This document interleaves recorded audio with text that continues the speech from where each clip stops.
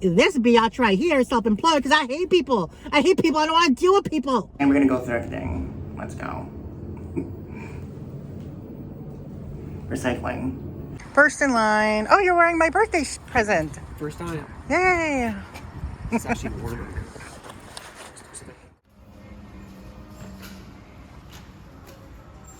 Can I just plug it into this source right here? Of course you can plug it in.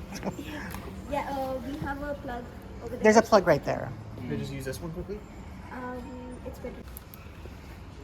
There's a bit of a scratch in the screen. So Daniel bought this and that stuff. I got a lot of stuff. Guys, we're back. This angle makes me look like a blimp. But okay, so today started out so annoyingly. Okay, Daniel bought this Wii U system, right? And we were at the counter. There's a cord, there's a plug, an outlet over here. So then we're like, okay, we're gonna test it. Obviously, we're not gonna buy something that we don't, know is working. So we're gonna plug it into this outlet. And she's like, oh, you have to plug it out. You have to plug it by the entrance. And I was like, so you want us to walk to the entrance when there is a plug right here? How does that make sense? And this thing is in like 6 pieces, and she wants us to carry everything to the front of the entrance and test it there when it's more convenient to do it on the counter, because everything is like, you're not, you get what I mean? There's like 4 or 5 pieces. We have to carry all it to the front and plug it in. How does that make sense? And then Daniel wanted to buy a video game, and he's like, okay, I'm gonna buy it. And then she puts it back into the showcase, and he's like, I'm buying that. And she's like, yeah, but I have to put it back there. I'm like, no, you don't.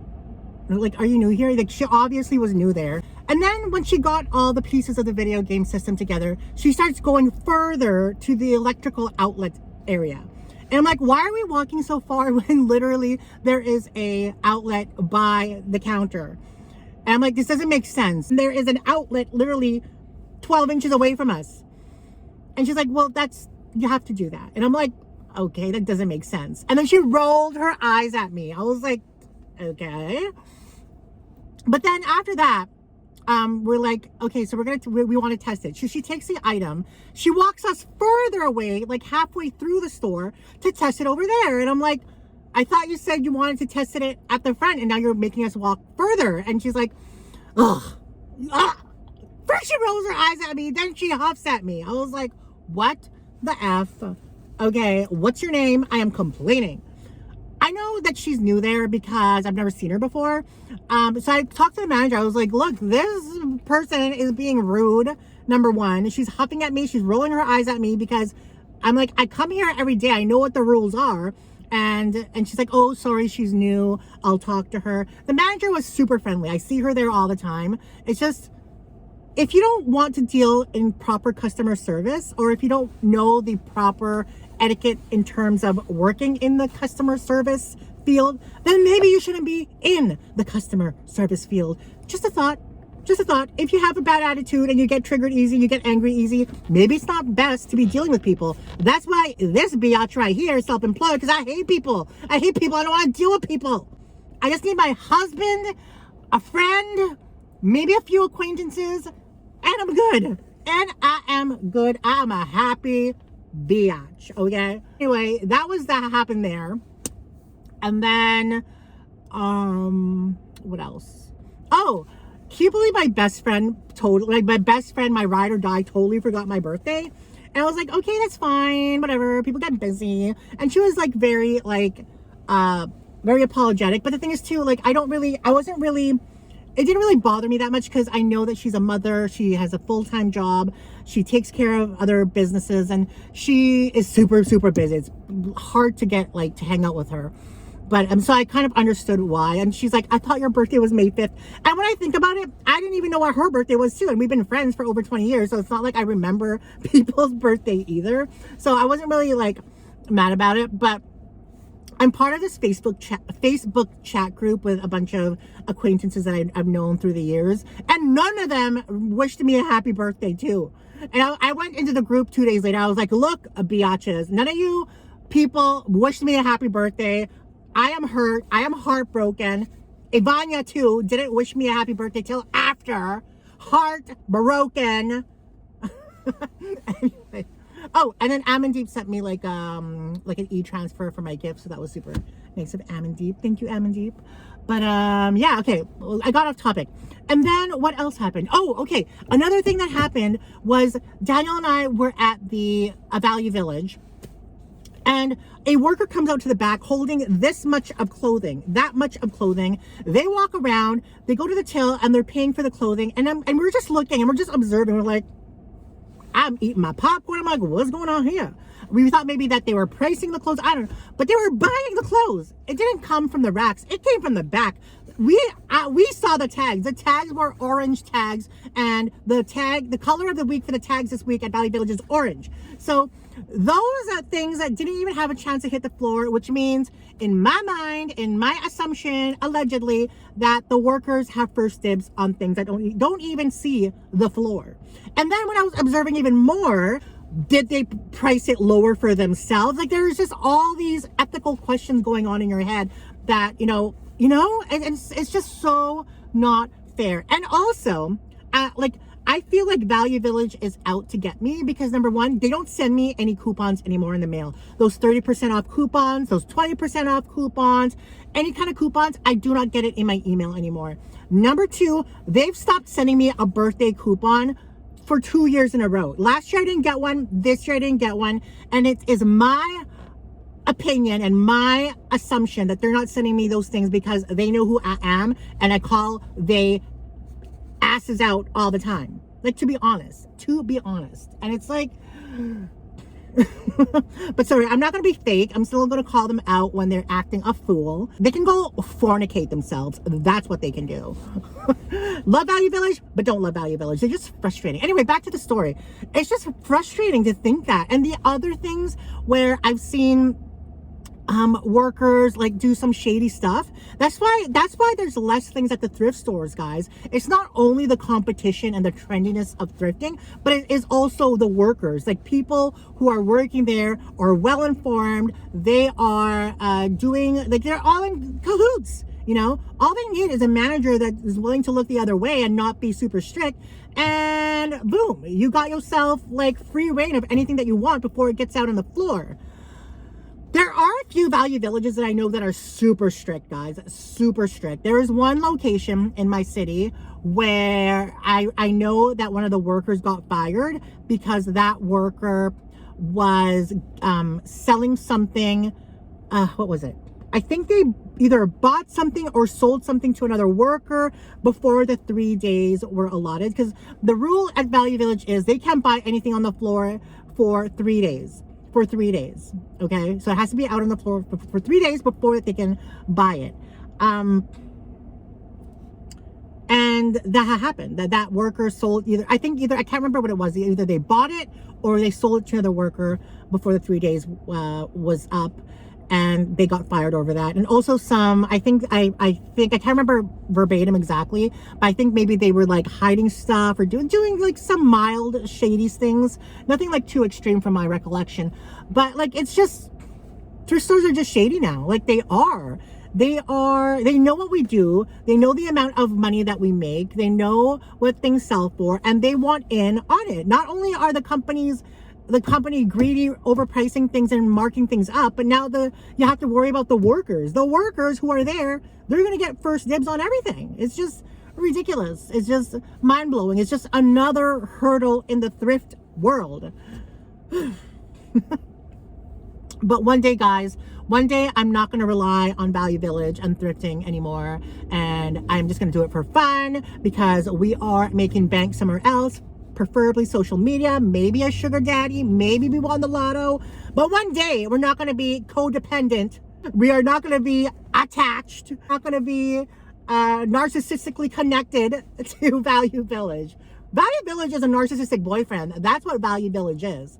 Value Village is not physically abusive, but they're freaking verbally abusive, mentally and psychotically abusive. Anyway, again, I meant that as a metaphor, not an actual thing. Okay, we went thrifting. We found a few things. Nothing too crazy, but we'll show it anyway.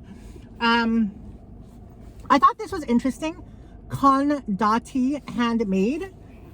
So this is it has a zipper on the back. So this is like a clothing holder or suit holder. Oh, there's stuff in here. Ooh, what is this? Airline. That's kind of cool. Oh, this is the guy's itinerary. Ooh, let's see who he is. What is his name? Okay, this is old. This is from March 2009. What's his name? Francis. Ew, I'm gonna look him up on Facebook. He paid for 3 people $2,059 from Winnipeg to Denver and Denver to Vegas. They had a fun time in Vegas. Oh, free. Oh, they went this Expedia voucher. They went on a Las Vegas mini guide tour. Cool. It's so interesting when you find these things in the stuff that you thrifted. That's kind of cool. Oh, where did they stay? They stayed at the MGM Grand Hotel and Casino. What's up? That's kind of cool. I love when there's like a story behind something. That's kind of cool. But yeah, this is all leather. And this is Velcro here. It's a very like luxurious thing. It's very big. It's handmade, genuine leather. There's a bunch of like pockets. You could put your suit in here or whatever, clothing. It's very cool. But yeah, I bought it because it was only like literally $5. $5 for this thing. And it's really nice leather. So I feel like it's very posh, you know. So we bought that. And then we bought, this.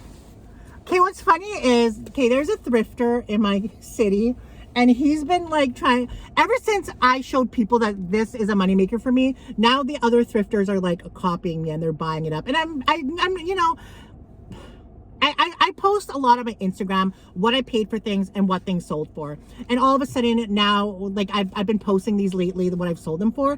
And now this other thrifter in my city has been like picking them up. Like today I saw him pick up like a trackpad, and I think a few days ago he picked up like a keyboard. So it's funny. Like, I mean, I guess it's one of the downfalls of thrifting. Oh, well, not thrifting, but the downfalls of social media is if you share too much, people will know the information and then they will copy you because they see the success that you have with certain items. But I mean, this is like a given already. I don't even know if they're copying me. I'm just assuming. So maybe I'm just egotistical in that sense, but at least I got this. It was $16. I'll sell this for like $40. So, yeah. Okay, we got this Michael Kors, $15. It's a Saffiano leather wristlet, and we got $2 off this. So, and this is not an outlet piece, so that's good with the studs. I don't really have luck with these, but I figured I might as well. The price was so low. And then we got this. This was $17. The Jet Set toe, but it's a leather one. It is factory outlet. The handles have darkened a bit, but because it's all leather and it's in great condition, I feel like I can get like $50 for this. Based on inflation and stuff, I've raised my prices a bit, and yeah, so, and there's a slip pocket on the back. There's a medallion on the front and button snap closure. These kinds of, the Vachetta leather from Michael Kors is very, very, like, it's very discerning. Is it the word discerning? I don't know. But it's very, maybe, I don't know what word I'm looking for, but it gets super, super dark. So that's why I tend to stay, like, if I have a Michael Kors bag, which I wouldn't, but if I did, I have before, like, I'd always be super careful with this Vachetta leather because it darkens, and then when it darkens, it looks very sloppy and dingy, not like the Vachetta leather from Louis Vuitton where patinas, this gets more like dirty. So anyway, I guess that's the price point that you pay for.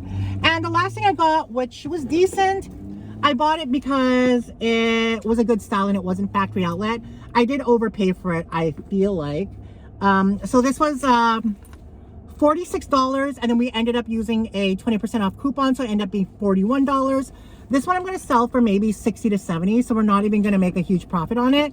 But the style being bucket bag, it has the medallion, it's very clean, not factory outlet, and great condition. So with all that in conjunction together, I feel like we can get 70. So yeah, bucket bag from Michael Kors. It's funny because they had Coach there and they listed Coach at $100 each, and one of them was a factory outlet. So it's like, okay. Anyway, guys, that's all that we got. I hope you enjoyed this video. Tomorrow I'm going garage sailing with Daniel, so you'll have a video for the weekend. Yay, you. Let me know which item I thrifted is your favorite. What do you guys think about the story I said about especially about, I want to hear your comments about the worker that was doing that, because that was kind of shysty. It really hinders your motivation to thrift, because it's kind of like, what kind of stuff are they gatekeeping and hiding and getting first dibs on that the customer isn't finding, you know? And to be honest, just isn't fair. It just isn't fair. You're working there to work, not to like get all that shit for free, you know? Not free, but get first dibs on stuff. Anyway, it was a little bit disappointing and annoying, but it is what it is. One day, guys, one day we are going to become rich beyond our wildest dreams, and we will just thrift for fun rather than to live. I love you guys. Don't forget to remain positive, productive, and progressive. Keep manifesting those dreams because they will come true. And I'll see you guys in the next video. I love you. Bye.